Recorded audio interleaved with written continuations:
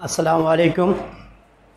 রসায়ন ক্লাসে সবাইকে আন্তরিক অভিনন্দন ও শুভেচ্ছা। আজকে রসায়নের দ্বিতীয় চ্যাপ্টার আলোচনা হবে। তা আমাদের আলোচ্য অংশ কিন্তু অলরেডি আমরা নির্ধারণ করে ফেলেছি। পদার্থের তিন অবস্থা আলোচনা করা হবে: ব্যাপন, নিঃসরণ, গলন, স্ফোটন, বরফের তাপ প্রদানের লেখচিত্র, বাষ্পের শীতলীকরণের লেখচিত্র, পাতন, ঊর্ধ্বপাতন, আর দুটি গ্যাসের ব্যাপনের হার তুলনা করব। তা আমার দৃষ্টিতে এই চ্যাপ্টারে এই অংশটা খুব গুরুত্বপূর্ণ। আমরা এই অংশ যদি আমরা আলোচনা করতে পারি আর তোমরা যদি মনোযোগ সহকারে আলোচনা শুরু থেকে শেষ পর্যন্ত আলোচনায় অংশগ্রহণ করো, তাহলে এই চ্যাপ্টার সম্পর্কে তোমাদের একটি ভালো স্ট্রং ধারণা জন্মাবে। তা শুরুতে পদার্থের তিনটি অবস্থা নিয়ে আলোচনা হবে। তা আমরা তো জানি পদার্থের তিন অবস্থা থাকে। এক তো পদার্থ কঠিন অবস্থা থাকে, এক পদার্থ হলো কঠিন অবস্থা থাকে। পদার্থের কঠিন অবস্থা, এটা যেটাকে বলা হয় সলিড। তাই পদার্থের একটা অবস্থা আছে সলিড, কঠিন অবস্থা। আর কঠিন পদার্থের সাথে আমরা সবাই পরিচিত, লোহা, তামা, এগুলি কঠিন পদার্থ। সোডিয়াম, অ্যালুমিনিয়াম, পটাশিয়াম, এগুলো যেগুলো ধাতুগুলি আছে এগুলি সবই কঠিন পদার্থ। তা আমরা কঠিন পদার্থের সাথে সবাই পরিচিত আছি। তো কঠিন পদার্থের ভিতরে আমরা দেখব যে আমরা যদি একটা কঠিন পদার্থকে নিয়ে আলোচনা করি, এটা যদি একটা কঠিন পদার্থ হয়, তা কঠিন পদার্থের যে অণুগুলি, এই অণুগুলি খুব কাছাকাছি অবস্থান করে। কঠিন পদার্থের অণুগুলি খুবই কাছাকাছি অবস্থান করে। একটা অণু আর একটা অণুকে সহজে ছাড়তে চায় না, কারণ একটা অণু আর একটা অণুকে শক্তভাবে ধরে রাখে। একটা কঠিন পদার্থের কঠিন পদার্থের এই যে অণুসমূহ, একটি অণু আর একটা অণু খুব কাছাকাছি অবস্থা থাকে। আর এই অণুসমূহ এমন অবস্থা থাকে যে একটা অণু আর একটা অণুকে কী করতে চায় না, ছাড়তে চায় না। এই জন্যে এটা কঠিন পদার্থ। অণুগুলি খুব কাছাকাছি অবস্থান থাকার কারণে এটা কি কঠিন পদার্থ। আর আমরা যদি এই কঠিন পদার্থের অণুগুলি একটা থেকে আর একটাকে বিচ্ছিন্ন করে দিতে পারি, তাহলে সে পদার্থ আর কঠিন পদার্থ থাকে না। তো কঠিন পদার্থের অণুগুলি কি খুব কাছাকাছি থাকে। এই জন্য আমাদের কঠিন পদার্থের কতগুলো বৈশিষ্ট্য আমাদের জানতে হবে। এক নম্বরে, কঠিন পদার্থের অণুগুলির একটা অণুর সাথে আর একটা অণু যে ধরে রাখার ক্ষমতা, একটা অণু আর একটা অণুকে যে ছাড়তে চায় না, ওদের মধ্যে এক অদৃশ্য শক্তি কাজ করে, এটার নাম হলো আন্তঃআণবিক শক্তি। কঠিন পদার্থে একটি জিনিস আছে, সেটা হলো আন্তঃআণবিক শক্তি সবচেয়ে বেশি। আণবিক শক্তি বেশি। কঠিন পদার্থের আন্তঃআণবিক শক্তি কি বেশি, কারণ কি একটি অণু আর একটা অণুকে খুব শক্তভাবে ধরে রাখে। যেরকম আমি তিনটা মার্কারকে দেখো শক্তভাবে ধরে রয়েছে। একটা এই তিনটা মার্কারের ভিতরে দেখো খুব কাছাকাছি অবস্থান করার কারণে তিনটা মার্কার একসাথে শক্তভাবে আছে। এই জন্য কঠিন পদার্থের অণুগুলি খুব শক্তভাবে ধরে রাখে। এই জন্য কঠিন পদার্থের যে একটি অণু আর একটা অণুকে ধরে রাখার যে ক্ষমতা, শক্তি, এটার নাম হলো আন্তঃআণবিক শক্তি। কেন আন্তঃআণবিক শক্তি? পদার্থের ভিতরগত শক্তি, এটা আন্তঃআণবিক শক্তি কঠিন পদার্থের সবচেয়ে বেশি একটা বৈশিষ্ট্য। দুই নম্বরে বৈশিষ্ট্য, কঠিন পদার্থের আন্তঃআণবিক দূরত্ব কম। আন্তঃআণবিক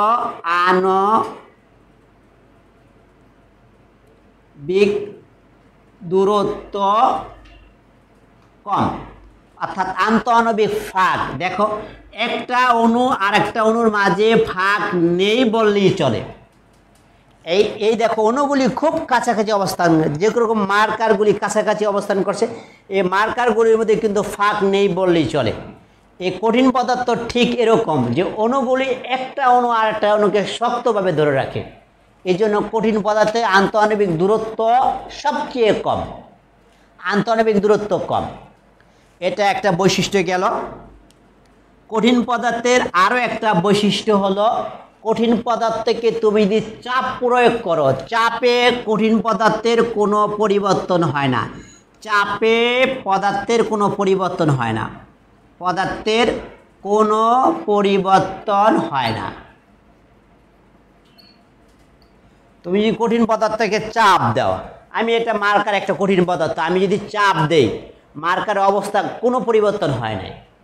কঠিন পদার্থ চাপে কোনো অবস্থা পরিবর্তন ঘটবে না, কিন্তু কথা আছে কঠিন পদার্থের তাপের মাধ্যমে পরিবর্তন ঘটে। চাপে যদি কঠিন পদার্থের কোনো পরিবর্তন না ঘটে, কিন্তু তাপের মাধ্যমে, তাপ দিলে কঠিন পদার্থ কি হয়, অণুগুলি ছোটাছুটি করে, একটা অণু আর একটা অণুকে ছোটাছুটি করে, জোরে কম্পন সৃষ্টি হয়, ফলে একটা অণু আরেকটা অণুকে ছেড়ে দেয়। ছেড়ে দেওয়ার কারণে কঠিন পদার্থ কি হয়ে যায়, তরল অবস্থার সৃষ্টি হয়ে যায়। এই জন্য কঠিন পদার্থের চাপে কোনো পরিবর্তন হয় না, কিন্তু তাপে পরিবর্তন হয়। তাহলে দেখা যাইতেছে যে চাপে কোনো কঠিন পদার্থের পরিবর্তন হয় না। এটা একটা বৈশিষ্ট্য কঠিন পদার্থের। কঠিন পদার্থের আরও একটা বৈশিষ্ট্য, 4 নম্বরের বৈশিষ্ট্য, কঠিন পদার্থর যে তাপ দিয়ে আমি এটার অবস্থা পরিবর্তন করব, কি এই তাপ কঠিন পদার্থটা যতটা বাড়বে, বৃদ্ধি পাবে, দৈর্ঘ্যের দিকে বৃদ্ধি পেতে পারে, ক্ষেত্রফলও বৃদ্ধি পেতে পারে, আয়তনে বৃদ্ধি পেতে। কঠিন পদার্থ 3 ভাবে বৃদ্ধি পায়, একটা দৈর্ঘ্যের দিক দিয়ে বাড়ে, আর একটা ক্ষেত্রফলের দিক দিয়ে বাড়ে, একটা আয়তনের দিক দিয়ে বাড়ে। এই জন্য তাপ প্রদান করলে এই তাপমাত্রার বৃদ্ধি, তাপমাত্রার পরিবর্তন, এই তাপমাত্রার পরিবর্তনের ফলে কঠিন পদার্থের পরিবর্তিত হয়। এই জন্য তাপমাত্রা পদার্থের দৈর্ঘ্য, ক্ষেত্রফল, আয়তনের সমানুপাতিক। তাপমাত্রা কার সমানুপাতিক? সমানুপাতিক হলো দৈর্ঘ্য বা ক্ষেত্রফল বা আয়তন। তাপমাত্রার ফলে তাপমাত্রা যত বৃদ্ধি পাবে দৈর্ঘ্য তত বাড়বে, তাপমাত্রা যত বৃদ্ধি পাবে ক্ষেত্রফল তত বাড়বে, তাপমাত্রা যত বৃদ্ধি পাবে আয়তন তত বাড়বে। এই জন্য একটা সমানুপাতিক সম্পর্ক। আর 5 নাম্বার বৈশিষ্ট্য হলো যে কঠিন পদার্থ এরকমভাবে একটা অবস্থা সৃষ্টি হয় যে কঠিন পদার্থের ভিতরে যে তাপের চলন হয়, এটা হলো পরিবহন পদ্ধতিতে তাপের পরিবহন পদ্ধতিতে তাপের পরিবহন ঘটে। তাপের পরিবহন ঘটে। পরিবহন পদ্ধতিতে তাপের চলন ঘটে আর কি। তাপের পরিবহন পদ্ধতিতে তাপ চলাচল করে। কি পরিবহন পদ্ধতি কি? কঠিন পদার্থকে তুমি আমরা অনেকে হয়তো এইটা পরীক্ষাটা করেছি। একটা কঠিন পদার্থ ধরো একটা চামিচ দিয়ে আমরা যখন তরকারি রান্না করি, আর এটা যখন অথবা আমরা যখন একটা কঠিন চামিচের এক প্রান্ত আমরা কোনো তাপের মধ্যে রাখি আর অপর প্রান্ত যদি আমরা হাত দিয়ে ধরি, তাহলে দেখা যাবে যে অনেকক্ষণ পরে আমার হাতে তাপ এসে পৌঁছাবে, হাত খুব গরম লাগবে। এই কঠিন চামিচটা, কঠিন পদার্থ যে প্রান্তে আমি ধরে রেখেছি ওই প্রান্তে তাপ চলাচল করবে। কিভাবে তাপ চলাচল করবে? পরিবহন পদ্ধতিতে তাপ চলাচল করবে। কঠিন পদার্থের তাপের যে চলাচল হবে সেটা হলো পরিবহন পদ্ধতি। এখন আমার বুঝতে হবে পরিবহন পদ্ধতিটা কি। দেখো, এই যে একটা কঠিন পদার্থ, একটা অণু, এই যে একটা কঠিন পদার্থের অণু, এই যে একটা কঠিন পদার্থের অণু পাশাপাশি আছে। প্রথমে যখন আমি তাপ প্রয়োগ করব, এই তাপ কঠিন পদার্থর এই অণু প্রথমে তাপ পাবে। এই অণু তাপ পাওয়ার কারণে এই অণু আয়তনে বেড়ে যাবে। একটু আগে বললাম যে তাপ পাওয়ার কারণে কঠিন পদার্থ আয়তন বাড়ে। আয়তন যখন এই অণুটা বাড়বে, এই বাড়তি আয়তনের কারণে এই পদার্থকে কি করবে? ধাক্কা দেবে। এই পদার্থ থেকে তাপ এই পদার্থ দিকে চলাচল করবে, এই পদার্থ দিকে চলাচল করবে। দেখো এই পদার্থটা যখন তাপে গরম হবে, ও এই পদার্থর এই অণুটা তাপে যখন গরম হবে, এই অণুটার আয়তন বাড়বে, তখন এই অণু পাশের অণুকে ধাক্কা দিবে, এই অণু থেকে তাপ এই অণুতে চলে যাবে। তো এই অণু আবার কি তাপ পাওয়ার কারণে এই অণু কি হবে, আয়তনে বৃদ্ধি পাবে, ফলে পাশেরটাকে ধাক্কা দিবে। তো এইভাবে অণুগুলির ভিতরে ধাক্কাধাক্কির মাধ্যমে তাপ এক জায়গা থেকে অন্য জায়গায় সঞ্চালিত হয়। এই যে তাপের যে সঞ্চালন, এটা হলো পরিবহন। কঠিন পদার্থে তাপের সঞ্চালন হয় হলো পরিবহন পদ্ধতিতে। আমরা জানলাম কঠিন পদার্থের কতগুলো বৈশিষ্ট্য। আমরা এবার জানব যে তরল পদার্থ, যেটাকে লিকুইড আমরা বলি। তরল পদার্থের সাথে আমরা সবাই পরিচিত। তরল পদার্থ,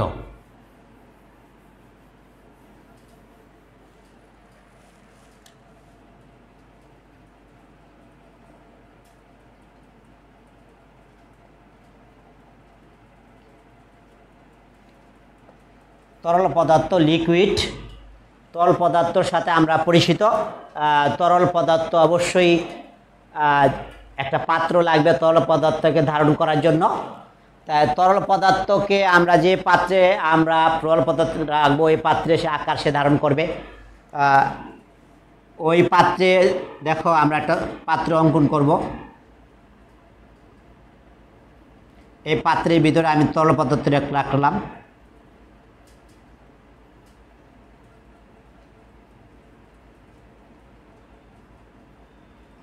এটা তরল পদার্থ,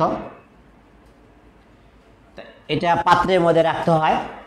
তো এই যে তরল পদার্থের 1 নাম্বার বৈশিষ্ট্য একটা কি, তরল পদার্থের 1 নাম্বার বৈশিষ্ট্য কি, তরল পদার্থের আন্তঃআণবিক যে শক্তি, একটা অণুর সাথে আরেকটা অণুর শক্তি কঠিন পদার্থের তুলনায় একটু কম। আন্তঃআণবিক শক্তি, আন্তঃআণবিক শক্তি কঠিন পদার্থের তুলনায় কম। তরল পদার্থ আন্তঃআণবিক শক্তি অর্থাৎ একটা অণু আর একটা অণুকে ধরে রাখার যে ক্ষমতা, শক্তি, এটা কঠিন পদার্থের চেয়ে তরল পদার্থের একটু কম। আর 2 নাম্বারে আন্তঃআণবিক যে দূরত্ব, দুইটা অণুর মাঝে যে দূরত্বটা, এটা কঠিন পদার্থের তুলনায় একটু বেশি। দেখাই যাইতেছে একটা অণু একটা অণু মাঝে ফাঁকা আছে, এই একটা অণু এই যে একটা মাঝে ফাঁকা আছে, তাহলে এই অণুগুলোর মাঝে কি থাকবে, ফাঁকা থাকবে, আন্তঃআণবিক ফাঁক বেশি। আন্তঃআণবিক ফাঁক বেশি, অর্থাৎ আন্তঃআণবিক স্থান বেশি, আন্তঃআণবিক দূরত্ব তরল পদার্থের বেশি। কোন পদার্থের তুলনায়, কঠিন পদার্থের তুলনায়। এ একটা বৈশিষ্ট্য। আর কঠিন পদার্থের তরল পদার্থের আরও একটা বৈশিষ্ট্য আছে, যে তরল পদার্থ এটা আমরা যদি চাপ প্রয়োগ করি, তরল পদার্থের আয়তনের কোনো পরিবর্তন ঘটে না। চাপের ফলে আয়তনের পরিবর্তন ঘটে না, চাপের ফলে আয়তনের কোনো পরিবর্তন হয় না।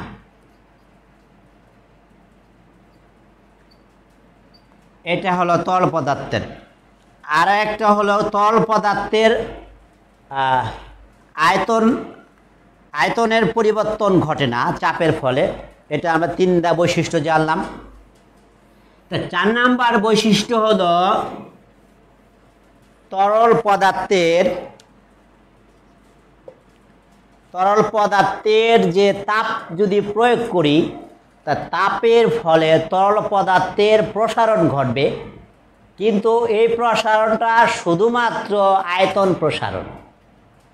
এবং এই প্রসারণটা কি শুধুমাত্র তরল পদার্থের আয়তন প্রসারণ হয়, অন্য কোনো প্রসারণ তরল পদার্থে হয় না, আয়তন প্রসারণ হয়, শুধু আয়তন প্রসারণ ঘটে। আর 5 নাম্বার বৈশিষ্ট্য হলো তরল পদার্থর যে তাপের যে চলন, এটা পরিচলন প্রক্রিয়ায় তাপ সঞ্চালিত হয়। পরিচলন প্রক্রিয়ায় তাপের সঞ্চালন হয়। তাপের সঞ্চালন পরিচলন প্রক্রিয়ায়। এখন প্রশ্ন আমাদের যে পরিচলনটা কি? পরিচলনটা হলো পদার্থের অণুগুলি জায়গা পরিবর্তনের মাধ্যমে তাপের সঞ্চালন হবে। এখানে যদি আমরা তাপ প্রয়োগ করি স্পিরিট ল্যাম্প দিয়ে, তাপ প্রয়োগের ফলে এই তাপের কারণে প্রথম পাত্র গরম হবে, তারপরে পাত্রে রাখা যে পানি তরল পদার্থ তারপরে এই তাপ পাবে। তরল পদার্থ যখন তরল পদার্থকে পাত্র গরম হওয়ার পরে পাত্রের নিচের যে পদার্থের অণুগুলি আছে এই নিচের পদার্থের অণুগুলি তাপে গরম হবে। ফলে এটা তরল পদার্থ যখন তাপ পায় তরল পদার্থ হালকা হয়ে যায়, আর হালকা জিনিস নিচে থাকে না। তখন নিচের এই তরল পদার্থের অণুগুলি আস্তে আস্তে উপরে ওঠে। আস্তে আস্তে কোথায় ওঠে? উপরে ওঠে। এইভাবে কিন্তু নিচে তো কোনো ফাঁকা জায়গা থাকবে না। উপরে যে ঠান্ডা পানি আছে, ঠান্ডা তরল আছে, যা এটা নিচের দিকে আসবে। নিচের দিকে আসবে। নিচের তরল পদার্থ তাপ পাওয়ার কারণে হালকা হয়ে যাবে। এই হালকা জিনিস যখন আবার উপরে উঠে যাবে, উপরে থেকে তরল আবার ওই ফাঁকা জায়গা দখল করবে। এইভাবে পদার্থের অণুগুলি স্থান পরিবর্তনের মাধ্যমে তাপের সঞ্চালন হয় বলে এটাকে আমরা বলি পরিচলন প্রক্রিয়া। এটাকে নাম পরিচলন প্রক্রিয়া। তরল পদার্থের তাপের সঞ্চালন হয় পরিচলন প্রক্রিয়ায়। এবার আমরা গ্যাসীয় পদার্থ নিয়ে আলোচনা করব।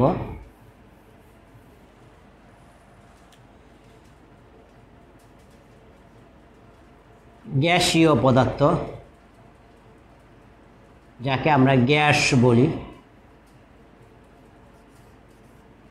দেখো গ্যাসীয় পদার্থটা কি? গ্যাসীয় পদার্থটা এরকম অবস্থা। দেখো যদি এই পাত্রে 4 অণু গ্যাসীয় পদার্থ রাখা হয়, তা 5 অণু, তাহলে পুরো পাত্রটাকে সে ধারণ করবে। গ্যাসীয় পদার্থের নির্দিষ্ট কোনো আয়তন নাই। পাত্রের আয়তনই গ্যাসীয় পদার্থের আয়তন। আর এই গ্যাসীয় পদার্থের আয়তন সম্পর্কে আমরা জানলাম। আর এই গ্যাসীয় পদার্থের আন্তঃআণবিক যে শক্তি এটা সবচেয়ে কম, কারণ একটা অণু আর একটা অণুকে দূরে দূরে থাকার কারণে আন্তঃআণবিক শক্তি হলো সবচেয়ে কম। আর আন্তঃআণবিক দূরত্ব বেশি। আন্তঃআণবিক দূরত্ব বেশি। 2 নাম্বার, আন্তঃআণবিক দূরত্ব বেশি। আর গ্যাসীয় পদার্থের ভিতরে চাপের একটা প্রভাব আছে। গ্যাসীয় পদার্থের ভিতরে চাপের প্রভাব আছে। চাপ দিলে গ্যাসীয় পদার্থ সংকুচিত হয়ে যায়, তরল হয়ে যায়। এই জন্য গ্যাসীয় পদার্থের সাথে চাপের একটা সম্পর্ক আছে। চাপের সম্পর্ক 3 নাম্বার হলো চাপের সম্পর্ক আছে। চাপ বেশি হলে গ্যাসীয় পদার্থ বেশি সংকুচিত হবে, আয়তনটা কমে যাবে। এই জন্য চাপের সাথে আয়তনের সম্পর্ক হলো ব্যস্তানুপাতিক। চাপের সাথে আয়তনের সম্পর্ক ব্যস্তানুপাতিক। আর গ্যাসীয় পদার্থের তাপের সঞ্চালন হবে তা বিকিরণ পদ্ধতিতে। গ্যাসীয় পদার্থের তাপের সঞ্চালন হবে বিকিরণ পদ্ধতিতে। বিকিরণ পদ্ধতি থেকে সূর্য থেকে যে তাপ আমাদের পৃথিবীতে আসে, এটা বিকিরণ পদ্ধতিতে আসে। তাহলে গ্যাসীয় পদার্থ সম্পর্কে আমাদের একটি ধারণা হইল। এবার আমরা আলোচনা করব পদার্থের ব্যাপন আর নিঃসরণ নিয়ে। আজকে এখন আমাদের আলোচনা। ব্যাপন কি আমাদের শুরুতেই আমরা পড়ব।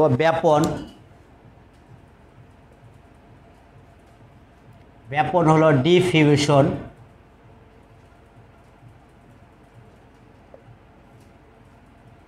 ব্যাপন ইংরেজিতে ডিফিউশন।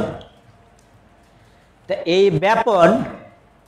ব্যাপন হওয়ার জন্য শর্ত আছে নির্দিষ্ট তাপমাত্রা ও চাপ।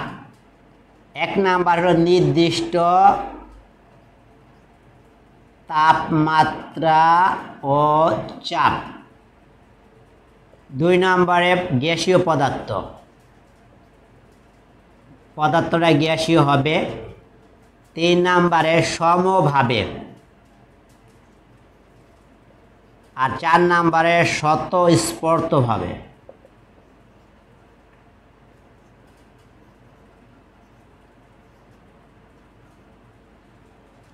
এই 4টা জিনিস আমার ব্যাপনের সংজ্ঞার মধ্যে আমার ইনক্লুডিং করতে হবে। আমি বলবো নির্দিষ্ট তাপমাত্রার চাপে কোনো গ্যাসীয় পদার্থের অণুসমূহ সমভাবে স্বতঃস্ফূর্তভাবে যখন ছড়িয়ে পড়ে এটাকে ব্যাপন বলা যাবে। ব্যাপনের সংজ্ঞার ভিতরে আমার এই 4টা জিনিস থাকতে হবে। আমরা যখন ব্যাপনের সংজ্ঞা দেব তখন বলবো নির্দিষ্ট তাপমাত্রা চাপে কোনো গ্যাসীয় পদার্থের অণুগুলি সমভাবে স্বতঃস্ফূর্তভাবে ছড়িয়ে পড়াকে ব্যাপন বলে। এই 4টা জিনিস সংজ্ঞার মধ্যে থাকবে। নির্দিষ্ট তাপমাত্রা চাপে গ্যাসীয় পদার্থের অণুসমূহ সমভাবে স্বতঃস্ফূর্তভাবে যখন ছড়িয়ে পড়বে, এই ছড়িয়ে পড়ার জন্য তোমাকে প্রেসার ক্রেডিট করতে হবে না, এটা ইচ্ছাধীনভাবে।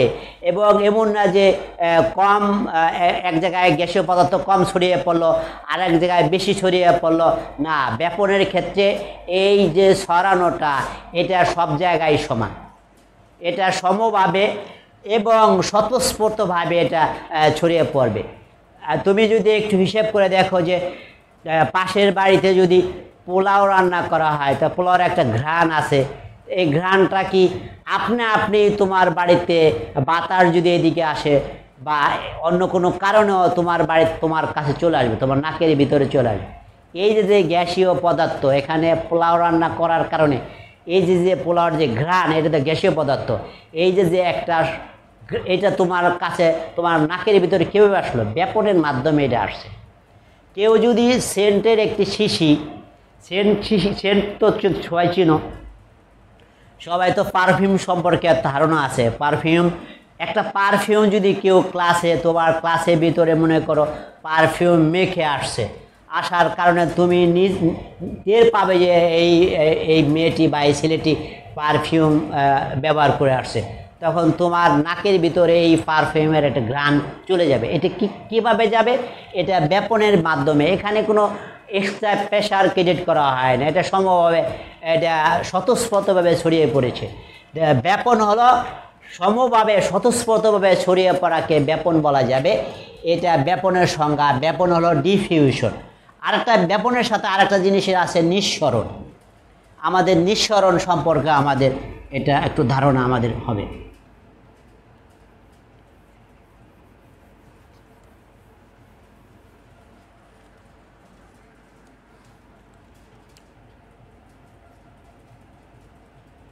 আরেকটা জিনিস হলো নিঃসরণ।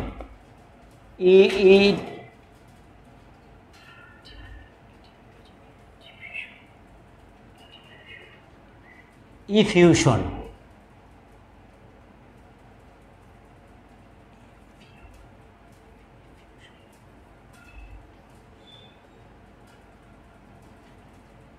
নিঃসরণ হলো ইফিউশন। তাই এই নিঃসরণটা কি? নিঃসরণের জন্য শর্ত আছে। নিঃসরণের জন্য শর্ত 1 নম্বরে হলো উচ্চ চাপযুক্ত অঞ্চল। বেশি চাপযুক্ত অঞ্চল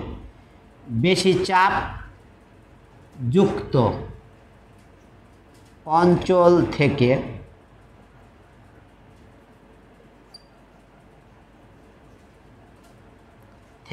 কম চাপযুক্ত অঞ্চল। এটা বেশি চাপযুক্ত অঞ্চল থেকে কম চাপযুক্ত অঞ্চলে সরু ছিদ্র দিয়ে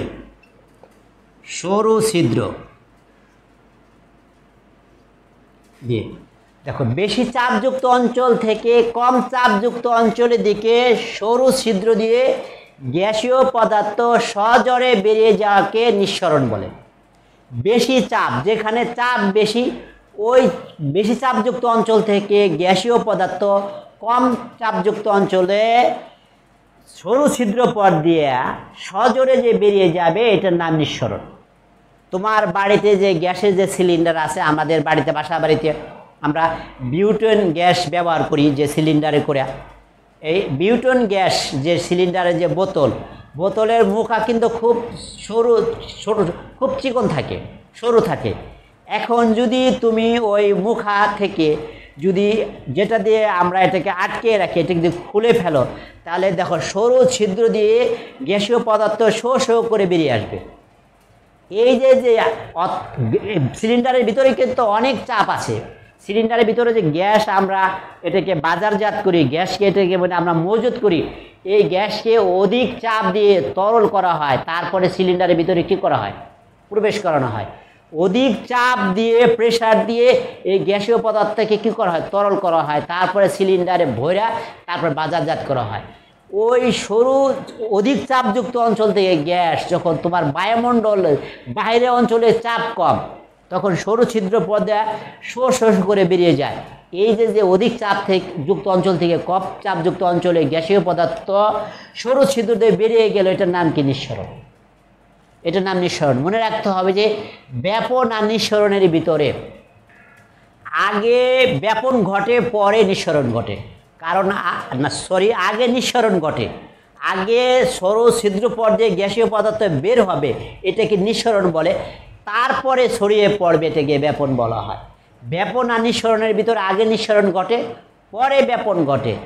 কেউ যদি পারফিউমের যে আছে এটাকে যদি এরকম করে প্রেসার দেয়, তাহলে পারফিউমের ভিতরে যে গ্যাসীয় পদার্থ আছে ওই বোতলের ভিতরে এটা সজোরে বেরিয়ে আসে। এই বেরিয়ে আসাটাকে বলা হয় নিঃসরণ।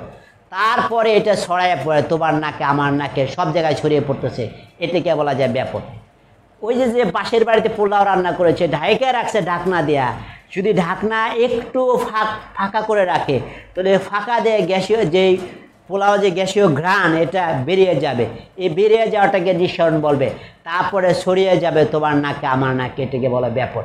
তাহলে আমরা জানলাম যে ব্যাপন আর নিঃসরণের ভিতরে একটা সম্পর্ক জানলাম। এটা এবার আমরা গলন জানব।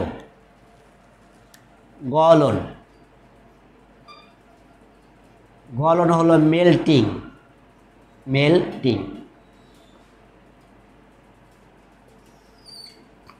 গলনটা কি?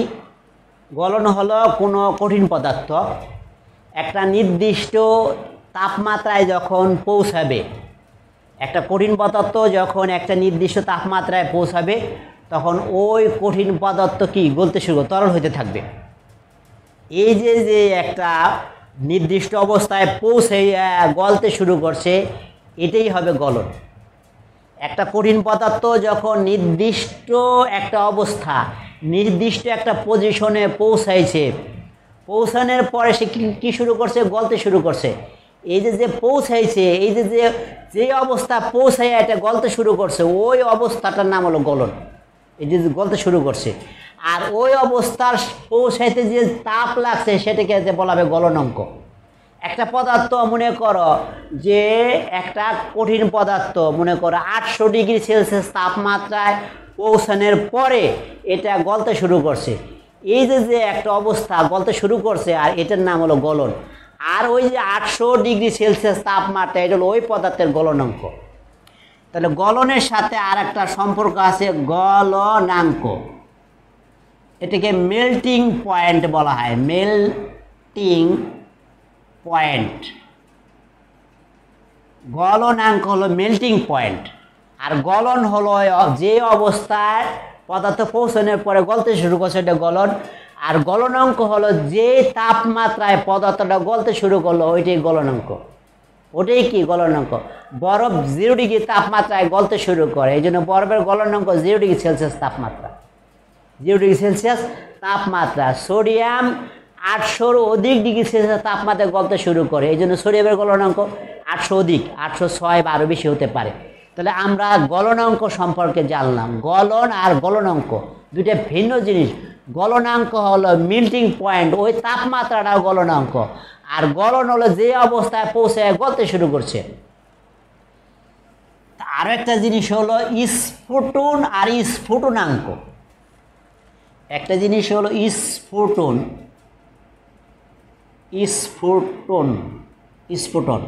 আর স্ফুটনাঙ্ক দুইটা জিনিস, স্ফুটন আর স্ফুটনাঙ্ক। তাই স্ফুটন আর স্ফুটনাঙ্ক। স্ফুটন হলো কোনো তরল পদার্থ যে অবস্থায় পৌঁছানোর পরে এটা ফুটতে শুরু করে, ওই যে অবস্থাটা ওটার নাম স্ফুটন। ওই যে অবস্থা পৌঁছেছে, স্ফুটন একটা অবস্থা। আর ওই অবস্থা পৌঁছাইতে যে তাপ লাগছে, যে তাপমাত্রা গিয়ে পৌঁছানোর পরে ওই অবস্থা সৃষ্টি হয়েছে, ওটার নাম হলো স্ফুটনাঙ্ক। পানি, তুমি যদি তাপ দেওয়া পানিকে, তাহলে কি 100 ডিগ্রি সেলসিয়াস তাপমাত্রা যাওয়ার পরে পানি ফুটতে শুরু করবে। এই যে 100 ডিগ্রি সেলসিয়াস তাপমাত্রা, ওইটা হলো পানির স্ফুটনাঙ্ক। তাহলে আমরা স্ফুটনাঙ্ক আর স্ফুটন জানলাম।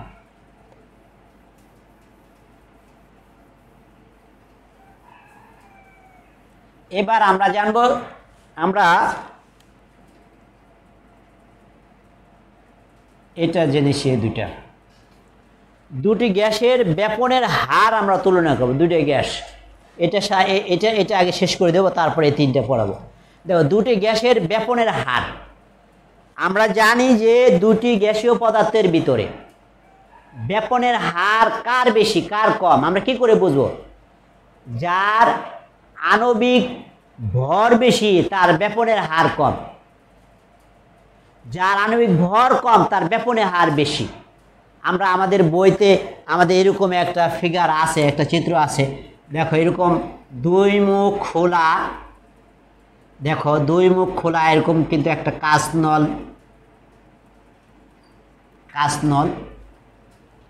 এই প্রান্তে আমরা তুলা ভিজিয়ে লাগাই দিছি। এই প্রান্তটা তুলা ভিজাইছি, সেই তুলা ভিজাইছি অ্যামোনিয়াম হাইড্রোক্সাইড দ্বারা। তুলা ভিজানোর জন্য আমরা অ্যামোনিয়াম হাইড্রোক্সাইড ব্যবহার করেছি। তো এই তুলা অ্যামোনিয়াম হাইড্রোক্সাইড থেকে ভিজিয়ে এই প্রান্তকে আটকাই দিছি। আর এই প্রান্ত আমরা তুলা দিয়ে আটকাইছি। এই প্রান্তের ভিতরে আমরা তুলার ভিতরে আমরা হাইড্রোক্লোরিক অ্যাসিড গ্যাস, এই হাইড্রোক্লোরিক গ্যাস, এই গ্যাসের সাথে মিশিয়ে এটা দিয়ে আমরা সিক্ত করে তুলাকে আটকাইছি। আটকাই দেওয়ার কারণে আমরা আমাদের বইতে যে চিত্র আছে আমরা দেখেছি এই জায়গাটায় বিক্রিয়াটা ঘটছে, এই জায়গাটা বিক্রিয়া দেখাইছে, এই জায়গাটা। তো এই যে জায়গাটা দেখো, এই জায়গাটা কিন্তু হাইড্রোক্লোরিক অ্যাসিড গ্যাস থেকে কি হাইড্রোক্লোরিক যে গ্যাস, হাইড্রোক্লোরাইড গ্যাসের কাছাকাছি অঞ্চল। আর অ্যামোনিয়াম হাইড্রোক্সাইড থেকে কিন্তু একটু দূরে, এই ডিস্টেন্সটা বেশি। আর এটা কি কম, কারণ এটার ব্যাপন হয়েছে বেশি হওয়ার কারণে এটা ছড়িয়ে পড়ছে বেশি, এইভাবে ছড়িয়ে পড়ছে বেশি। আর এটা ছড়াইছে কি কম। এই যে অ্যামোনিয়াম হাইড্রোক্সাইড সিক্ত তুলা, এই যে অ্যামোনিয়াম হাইড্রোক্সাইড একটা গ্যাসীয় পদার্থ, এটা আণবিক ভর কম হওয়ার কারণে এটা ছড়াইছে বেশি পথ। আর এটা আণবিক ভর এটার চেয়ে বেশি হওয়ার কারণে এটা কম ছড়াইছে। দেখো, এটা আণবিক ভর আমরা বের করি। এটা যদি আমরা আণবিক ভর বের করি তাহলে কত? নাইট্রোজেনের হলো 14, আর হাইড্রোজেনের কত? 1, 4টা হাইড্রোজেন আর 5টা হাইড্রোজেন, তাহলে 5। আর অক্সিজেন হলো 16। তাহলে এখানে ভর কত হবে? এখানে ভর হলো 35 গ্রাম। আমরা যদি হিসাব করি তো অ্যামোনিয়াম হাইড্রোক্সাইডের ভর হলো 35 গ্রাম। কেমনে 35 গ্রাম হলো? নাইট্রোজেনের হলো 14, হাইড্রোজেনের কটা? 4টা আর 5টা, 5টার ভর হলো 5, আর অক্সিজেনের হলো 16। তাহলে 35 হলো এই প্রান্তের যে পদার্থটা ছিল তার ভর 35 গ্রাম। আর এই প্রান্তে যে হাইড্রোক্লোরাইড গ্যাস ছিল, হাইড্রোজেন 1 আমরা জানি, আর ক্লোরিন 35.5, তাহলে এখানে হয়েছে 36.5। এই প্রান্তে যে গ্যাসীয় পদার্থটা ছিল তার আণবিক ভর হয়েছিল 36.5। তাহলে এই পদার্থের আণবিক ভর কি কম হওয়ার কারণে সে বেশি পথ ছড়াইছে। তাহলে আমরা এই সিদ্ধান্তে পৌঁছাইলাম যে দুটো গ্যাসীয় পদার্থের ভিতরে যার আণবিক ভর কম তার ব্যাপনের হার বেশি, সে ছড়াবে বেশি। আর আণবিক ভর যার বেশি তার ব্যাপনের হার কম। আমরা এটা থেকে বুঝতে পারলাম। পদার্থের তাপ প্রদানের লেখচিত্র। পদার্থে বরফের বরফের তাপ প্রদানের লেখচিত্র। এটা বরফকে তাপ প্রদান করলে কি অবস্থা সৃষ্টি হয়? বরফ তো আমরা জানি, বরফ আমাদের স্বাভাবিক অবস্থা বরফের তাপমাত্রা 0°C থাকে। আর বরফ যদি আরও কঠিন হয় তাপমাত্রা আরও মাইনাসে চলে যায়, -10, -30, -40 এরকম। এই যে এখানে দেখো -40 থেকে আমরা শুরু করছি, বরফটা ছিল -40°C তাপমাত্রায়। এই বরফটা যখন -40°C তাপমাত্রা ছিল তখন দেখো আমরা এক্স অক্ষ বরাবর সময়কে চিহ্নিত করছি, আর ওয়াই অক্ষ বরাবর আমরা তাপমাত্রাকে চিহ্নিত করেছি। ওয়াই অক্ষ বরাবর তাপমাত্রাকে চিহ্নিত করা হয়েছে, আর এক্স অক্ষ বরাবরের সময়কে চিহ্নিত করা হয়েছে। কারণ এক্স অক্ষ বরাবর কাকে চিহ্নিত করা হবে?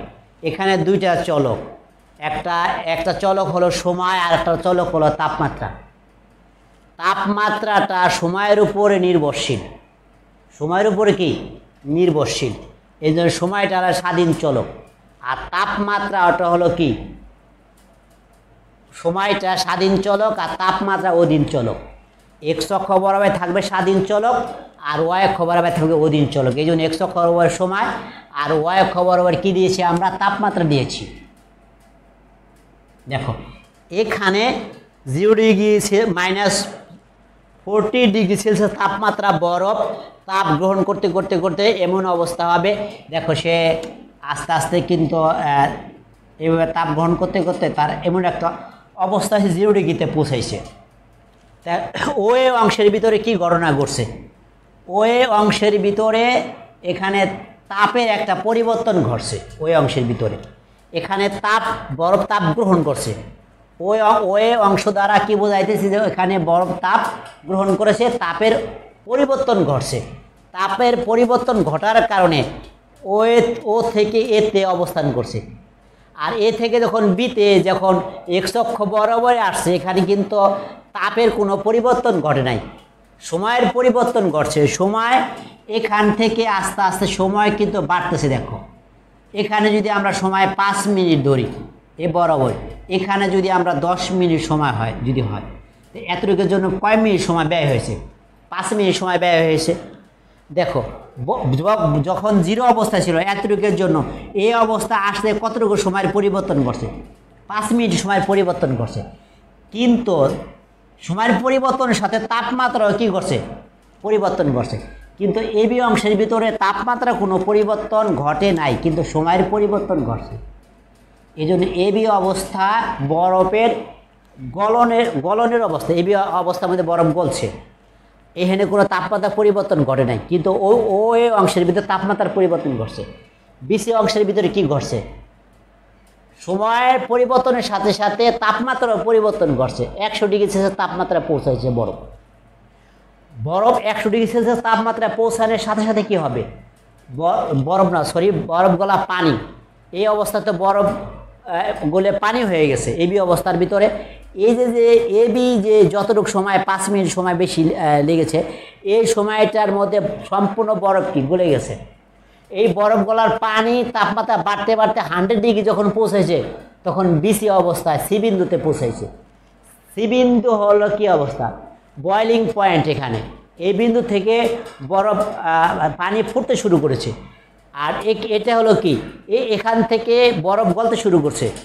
কোন পর্যন্ত বরফ গলছে? এবি অংশে বরফ গলছে, পুরা বরফ গলার জন্য এবি অংশ হচ্ছে। আর পানি বিসি অংশের ভিতরে তাপমাত্রা পরিবর্তন ঘটছে, কিন্তু সিডি অংশের ভিতরে তাপমাত্রা কোনো পরিবর্তন ঘটে না, কিন্তু সময়ের পরিবর্তন ঘটছে এবং সিডি অংশের ভিতরে পুরো জলীয় বাষ্প আকার ধারণ করেছে। তো ওই অংশ কি হয়েছে? ওই অংশের তাপের পরিবর্তন ঘটছে, এবি অংশ বরফ গলতে শুরু করছে, আর বিসি অংশের ভিতরে কি করছে? তাপমাত্রা পরিবর্তন ঘটছে। আর সিডি অংশের ভিতরে তাপমাত্রা কোনো পরিবর্তন ঘটে নাই, বাষ্প হওয়া শুরু করছে। আর পরে আস্তে আস্তে যদি আরও 100° উপরে চলে যায় তাহলে সম্পূর্ণ 100° পর্যন্ত পানি ফুটতে শুরু করে। তাহলে এটা হলো বরফের তাপ প্রদানের লেখচিত্র। এটা হচ্ছে বাষ্পের শীতলীকরণের লেখচিত্র। এই যে বাষ্পের শীতলীকরণের লেখচিত্রের ভিতরে এই বিন্দুতে একটা জলীয় বাষ্প 140°C তাপমাত্রায় থাকে। তাই এই বিন্দু থেকে জলীয় বাষ্প তাপ একটু কমতে কমতে তাপ কমার ফলে সে বি বিন্দুতে এসে পৌঁছায়, তখন ওই জলীয় বাষ্পের তাপমাত্রা 100 ডিগ্রি থাকে। আর বি বিন্দু থেকে বিসি রেখা বরাবর ওই জলীয় বাষ্পই থাকে। সি বিন্দুতে এসে ওই জলীয় বাষ্পের তাপমাত্রা আরও কমতে থাকে, কমতে কমতে ডি বিন্দুতে পৌঁছায়া ওই জলীয় বাষ্প ডি বিন্দুতে আসার ফলে বরফে পরিণত হতে থাকে। আর ডি বরাবর সে বরফই থাকে, স্বাভাবিক বরফ। ই বিন্দুতে আসার পরে ওই বরফ আস্তে আস্তে ওই কঠিন বরফে পরিণত হয়। তা এখানে এবি রেখা হলো জলীয় বাষ্পের রেখা, এবি রেখা জলীয় বাষ্প রেখা,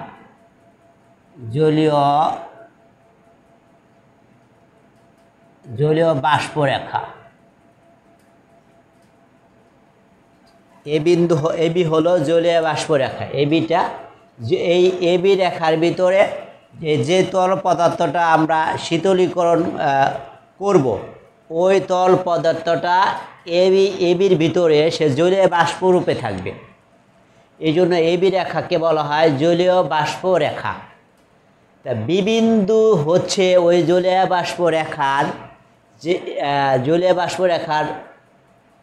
যার তাপমাত্রা 100 ডিগ্রি সেলসিয়াস।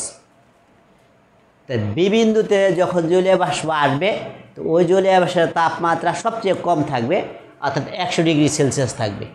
তো 100 ডিগ্রি সেলসিয়াস থাকা অবস্থায় বিসি বরাবর সে এটার নাম স্ফুটনাঙ্ক রেখা।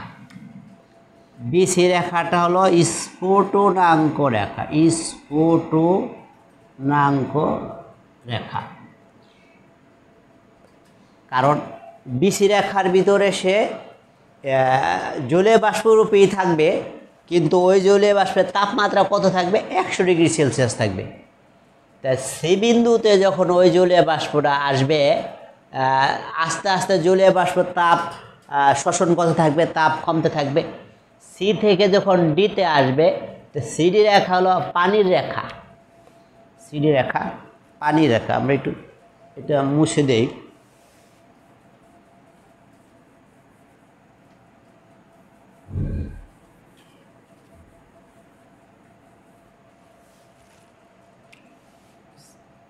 সিডি হলো পানির রেখা।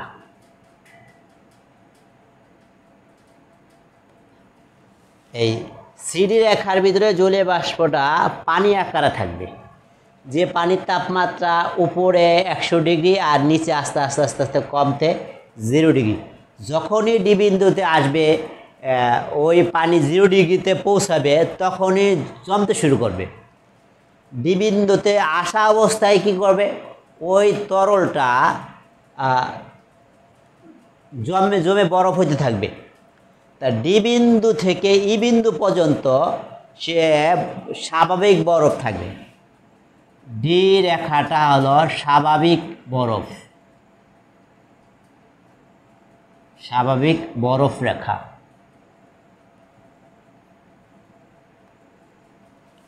ডি রেখা, তো ডি রেখার স্বাভাবিক বরফ থাকবে, যে বরফের তাপমাত্রা 0 ডিগ্রি সেলসিয়াস থাকবে। আর ই বিন্দুতে যখন আসবে, তখন আস্তে আস্তে আস্তে আস্তে আস্তে ওই যে স্বাভাবিক বরফ 0 ডিগ্রি তাপমাত্রা বরফ ছিল, ওই বরফ তাপমাত্রা কমতে কমতে আস্তে আস্তে -40-তে চলে আসবে। তাই ইএফ রেখা হলো কঠিন বরফ রেখা, কঠিন বরফ, কঠিন বরফ রেখা। তা এইভাবেই আমরা একটা জলীয় বাষ্পকে শীতল করি। রেখাচিত্রে শীতলীকরণ রেখাচিত্রতে আমরা আলোচনা করলাম। এটা এই বিন্দু থেকে আস্তে আস্তে আস্তে এই বিন্দুতে পৌঁছে জলীয় বাষ্পটা আস্তে আস্তে কী হয়ে গেছে? শীতল হতে হতে কঠিন বরফে পরিণত হয়েছে। তা আমরা জানলাম এটা হলো শীতলীকরণ, কোনো তরলের শীতলীকরণের লেখচিত্র।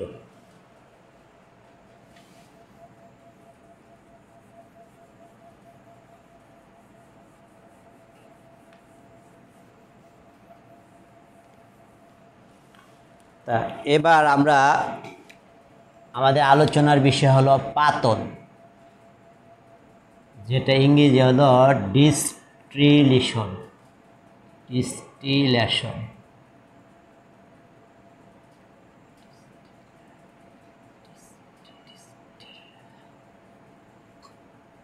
আমাদের পাতন, যে ডিস্টিলেশন, আমাদের পাতনের সংজ্ঞাটা আমাদের আগে জানতে হবে।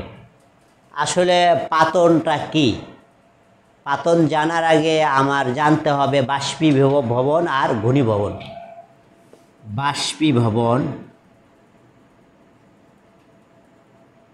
বাষ্পীভবনটা জানতে হবে, আর হলো ঘনীভবন। বাষ্পীভবন কি?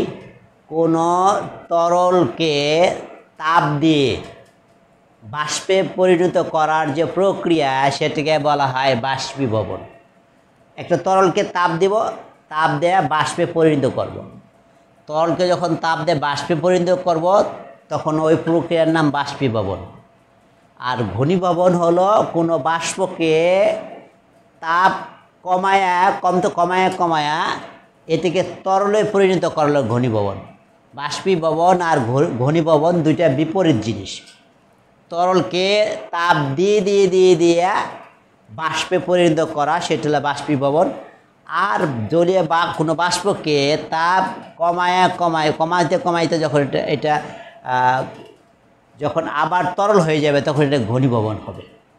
তাহলে আমরা বাষ্পীভবন আর ঘনীভবন জানলাম। আর পাতন হলো বাষ্পীভবন আর ঘনীভবনের যোগফল। পাতন সমান হলো বাষ্পীভবন প্লাস ঘনীভবন। কোনো একটা তরলকে আমরা যদি তাপ দিয়ে বাষ্পে পরিণত করি, একই সাথে ওই বাষ্পকে যদি আমরা আবার তরলে পরিণত করি, তাহলে এই দুইটা প্রক্রিয়া একত্রে নাম হবে পাতন। আমরা পাতন বুঝলাম, এবার আমরা ঊর্ধ্বপাতন আলোচনা করব।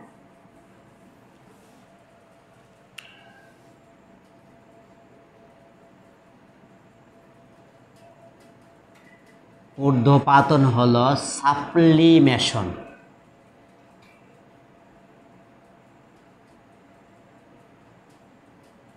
ঊর্ধ্বপাতনে আলোচনা করব। তাই এরকম কতগুলি কঠিন পদার্থ আছে। আমরা জানি কঠিন পদার্থকে তাপ দিয়ে তরলে, আবার তরলকে তাপ দিয়ে বাষ্প করা যায়। অর্থাৎ কঠিন পদার্থকে তাপ দেওয়ার কারণে কিন্তু সে সরাসরি বাষ্প হয় না। কঠিন পদার্থকে তাপ দিলে, কঠিন পদার্থ তাপ দেওয়ার কারণে তরল হবে, আবার তরলকে তাপ দেওয়ার কারণে বাষ্প হবে। দেখো, আবার বাষ্পকে তাপ কমাইলে বাষ্প থেকে আসবে তরল আসবে, আবার তরল থেকে কঠিন আসবে। আমরা এটা জানি বরফের ক্ষেত্রে কঠিন তাপ দেওয়ার কারণে হয়ে যাবে তরল। তরলকে কঠিন, এটা তাপের চিহ্ন। কঠিন পদার্থকে তাপ দিলে হবে তরল, তরলকে তাপ দিলে হবে বাষ্প। বাষ্পকে আবার যখন শীতল করব, তখন আস্তে আস্তে তরল হবে, তরলকে আরও শীতল করলে কঠিন হবে। আমরা বরফের ক্ষেত্রে জানি যে বরফকে যখন তাপ দেওয়া হয়, যেমন এটা বরফ, সলিড বরফ। বরফকে যখন তাপ দেওয়া হয়, তখন বরফ কি হয়ে যায়? এটা লিকুইড হয়ে যায়। আবার আরও তাপ দিলে এটা কি হয়ে যায়? এটা জলীয় বাষ্প হয়ে যায়, গ্যাস হয়ে যায়। বরফের সঙ্গে H2O, সলিড হলো বরফ, আর লিকুইড হলো পানি, আর জি হলো গ্যাস বুঝাইতেছে।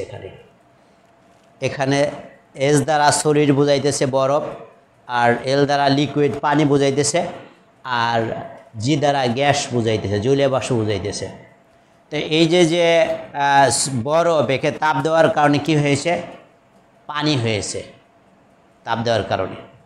আবার এই পানিকে যখন আরও তাপ দেওয়া হয়েছে, তখন জলীয় বাষ্প হয়েছে। এই জলীয় বাষ্পকে যখন আবার শীতল করা হয়েছে, তাপ মাইনাস করা হয়েছে, তখন সে আবার তরল হয়ে গেছে। তরলকে যখন তাপ আরও মাইনাস করা হয়েছে তখন আবার কঠিন হয়েছে। তাই একটা কঠিন পদার্থের বৈশিষ্ট্য হলো সে তরল হবে, তরল হওয়ার পরে সে বাষ্প হবে। মাঝখানে তার একটা অবস্থা আছে, সে কঠিন থেকে সরাসরি তরল বাষ্প হয় না। কঠিন পদার্থের বৈশিষ্ট্যর মধ্যে একটা বৈশিষ্ট্য হলো সে কঠিন থেকে তরল হবে, তরল থেকে আবার সে বাষ্প হবে। মাঝখানে একটা অবস্থা আছে, সেটা হলো কঠিন পদার্থের মাঝখানে অবস্থা হলো তরল, মাঝখানে তরল। কিন্তু দেখো যারা উদ্যোপাতিত পদার্থ, উদ্যোপাতনটা কি? কোনো কঠিন পদার্থকে তাপ দিলে সে মাঝখানে যে তরল যে অবস্থা আছে তরল হবে না, সরাসরি বাষ্প হয়ে যাবে। উদ্যোপাতন হলো ওইটা। উদ্যোপাতন হলো উদ্যোপাতিত বস্তু যারা, তারা তো কঠিন পদার্থ, কিন্তু তারা তাপ দিলে তরল না হয়ে এটা সরাসরি বাষ্প হয়ে যাবে। কঠিন উদ্যোপাতিত পদার্থর ক্ষেত্রে যেখানে উদ্যোপাতন ঘটে, সে কঠিন পদার্থটা তরল না হয়ে সরাসরি কী হবে? বাষ্প হয়ে যাবে। তা এটা হলো উদ্যোপাতন। উদ্যোপাতন হলো কোনো কঠিন পদার্থকে তাপ দিলে যদি তরল না হয়ে সরাসরি বাষ্পে পরিণত হয়, তাহলে ওই পদার্থকে ওই প্রক্রিয়ার নাম হলো উদ্যোপাতন। আর যে পদার্থর এরকম বৈশিষ্ট্য আছে যে তাপ দেওয়ার কারণে তরল হয় না, সরাসরি বাষ্প হয়, ওই পদার্থগুলো উদ্যোপাতিত পদার্থ। এখন আমরা কিছু উদ্যোপাতিত পদার্থ নিয়ে জানব।